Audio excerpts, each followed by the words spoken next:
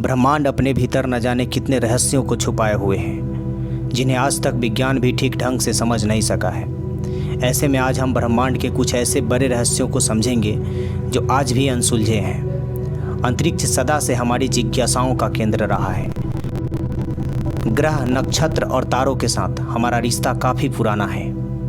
इस अनंत असीमित ब्रह्मांड में लाखों रहस्य छिपे हैं। विज्ञान ने ब्रह्मांड को देखने का एक अलग नज़रिया हम लोगों को दिया है।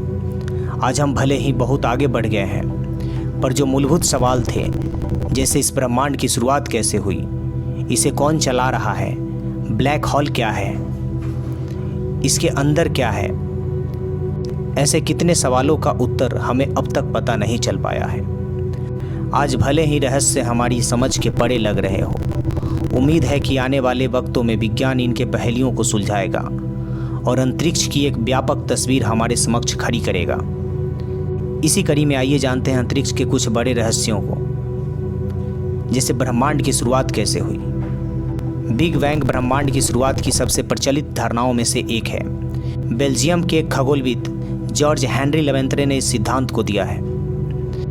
इस सिद्धांत के अनुसार लगभग 14.5 अरब वर्ष पहले ब्रह्मांड की सारी ऊर्जा, भौतिक पदार्थ और अस्तित्व एक बिंदु में कैद था। अचानक एक बहुत बड़ा विस्फोट हुआ और समय, स्पेस और मैटर अस्तित्व में आए। यहीं से ब्रह्मांड की उत्पत्ति होने की शुरुआत हुई। तब से ब्रह्मांड निरंतर फैलता जा रहा है। पर कई बड़े वैज्ञानिकों का मानना है कि बिग बैंग थ्योरी एक कल्पना है। उनका कहना है कि किसी भी घटना को घटित होने के लिए समय की जरूरत होती है। बिग बैंग से पहले समय नहीं था। बिना समय की उपस्थिति के बिग बैंग घटित कैसे हुआ? अचानक से समय की उपस्थिति बिग बैंग की घटना से कुछ क्षण पहले कैसे हुई? बिग बैंग थ्योरी के पास इन सवालों का कोई ठोस उत्तर नहीं है। महान वैज्ञानिक स्टीफन हॉकिंग्स का मानना था कि ब्रह्मांड अचानक से स्वतः ही स्फुरित होकर आया है।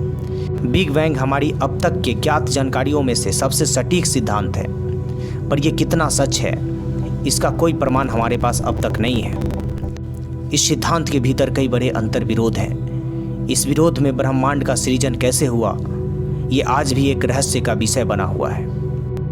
अब हम डार्क मैटर और डार्क एनर्जी के बारे में समझते हैं।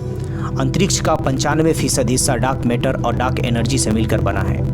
बाकी का 5% हिस्सा भौतिक पदार्थों से बना है। इनमें ग्रह, नक्षत्र, तारे और वे सभी चीज आते हैं जिन्हें हम देख सकते हैं। वैज्ञानिकों का मत है कि डार्क मैटर और डार्क एनर्जी ही वह कड़ी है जिसने इस पूरे ब्रह्मांड को एक सिलसिलेवार ढंग से बांध रखा है। डार्क मैटर एक ऐसे पदार्थों से मिलकर बने हैं जो लाइट को ऑब्जॉर्ब, इमिट और रिफ्लेक्ट नहीं करते। इस कारण अब तक के साधनों के बल पर इसे देख पाना संभव नहीं है। वैज्ञानिक परिकल्पना कहती है कि डार्क मैटर और डार्क एनर्जी ही इस ब्रह्मांड के आधार है। इसी पदार्थ से पूरे ब्रह्मांड का अस्तित्व बना है। इन पदार्थों की कोई विकसित समझ हमारे पास अब तक नहीं है। इसको समझ पाने का कोई ठोस आधार भी हमें अब तक नहीं मिला है। पर इस बात से कोई इनकार नहीं कर सकता है कि इन पदार्थ का अस्तित्व नहीं होता है। इन पदार्थों के विषय में हमारे पास अधिक जानकारी नहीं है। केवल परिकल्पनाओं के सहारे ही वैज्ञानिक इसे समझने की कोशिश कर रहे हैं। इसी प्रकार से ब्लैक होल के बारे में भी समझते हैं। ब्लैक होल ब्रह्मांड के सघन ऑब्जेक्ट में से एक है। इनका गुरुत्वाकर्षण खिंचाव इतना अधिक होता है कि इसमें से लाइट भी बचकर नहीं निकल पाती। ब्लैक होल का निर्माण विशालकाय तारों के अंदर होने वाले महाविस्फोट जैसे कि सुपरनोवा के कारण होता है। इसकी सर्वप्रथम खोज कार्ल स्क्वाल्चिड और जॉन व्हीलर ने की थी। विज्ञान के विस्तार ने ब्लैक होल के कई रहस्यों से पर्दा उठाया है, पर आज भी इससे जुड़े कई ऐसे रहस्य हैं जिनके ऊपर से पर्दा अब तक नहीं उठा है। इनमें से एक है ब्लैक होल के भीतर क्या है। इस सवाल का जवाब अब तक किसी के पास नहीं है। ब्लैक होल को देख पाना असंभव है। हमें यह भी नहीं पता कि ब्लैक होल के केंद्र में जब कोई ऑब्जेक्ट जाता है तो उसके साथ क्या होता है। कई वैज्ञानिकों की परिकल्पना कहती है कि ब्लैक होल में जाने के बाद ऑब्जेक्ट किसी भी दूसरे आयाम में चले जाते हैं। यह संसार द्वंद्व पर चलता है। इस संसार में हर एक प्रक्रिया का द्वंद्व होता है, जैसे स्त्री का पुरुष, जीवन का मृत्यु। इसी रूप में वैज्ञानिकों का कहना है कि हमारे इस ब्रह्मांड का भी द्वंद्व होगा। उस ब्रह्मांड में हर चीज उल्टी होती होगी। यहाँ जिन आधारों पर भौतिक के नियम कार्य करते हैं उस ब्रह्मांड में यही भौतिक के नियम उल्टा काम करेंगे। ब्लैक होल उस द्वंदात्मक ब्रह्मांड में जाने का साधन हो सकता है। इसी कारण से व्हाइट होल की धारणा सामने आई। मंगल ग्रह से जुड़े कुछ बातों को समझते हैं। एक समय में मंगल ग्रह पृथ्वी के जैसा था। वहां पर भी बड़े बड़े समुद्र और जलधाराएं थीं।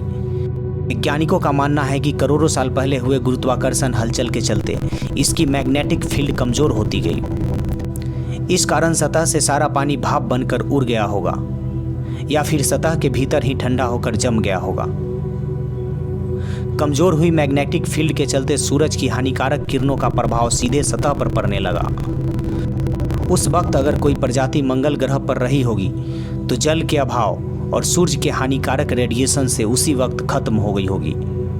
नासा के ऑर्बिटर्स ने मंगल ग्रह की सतह से जो जानकारी भेजी है उससे यह साफ स्पष्ट होता है कि पानी मंगल के दोनों ध्रुवों में जमा है। यानी करोड़ों साल पहले मंगल पर पृथ्वी की तरह ही समुद्र और नदियां थीं। इस कड़ी ने एक नई बहस को जन्म दिया है कि हो न हो आज से करोड़ों साल पहले मंगल पर भी पृथ्वी की तरह जीवन था। इसी जीवन की तलाश में नासा ने मंगल की सतह पर परसिवरेंस को उतारा। आखिर हमारा ब्रह्मांड कितना बड़ा है? अब तक के हमारे ज्ञात ब्रह्मांड में 150 बिलियन आकाश गंगाओं का हमें पता चला है। यह हमारी सीमा है ब्रह्मांड को जांचने की। ब्रह्मांड इससे भी कई गुना बड़ा या अंतहीन हो सकती है। ऑक्सफोर्ड यूनिवर्सिटी की एक रिसर्च टीम ने अपने शोध में पाया कि अब तक के ज्ञात ब्रह्मांड में हमने जितनी आकाश गंगाओं को जाना है उनकी संख्या 250 गुना और अधिक हो सकती है। ये संख्या इतनी बड़ी है कि आप इसे पूरा लिखकर ब्राउज़र पर सर्च करेंगे तो आपका ब्राउज़र क्रैश हो सकता है। इस अनंत विशाल ब्रह्मांड के विषय में अब तक हमने बस इतना ही जाना है कि कई बड़े वैज्ञानिकों का कहना है कि यह जानकारी महज एक मटर के दाने के बराबर है। अंतरिक्ष इससे भी कहीं ज़्यादा विशाल हो सकता है।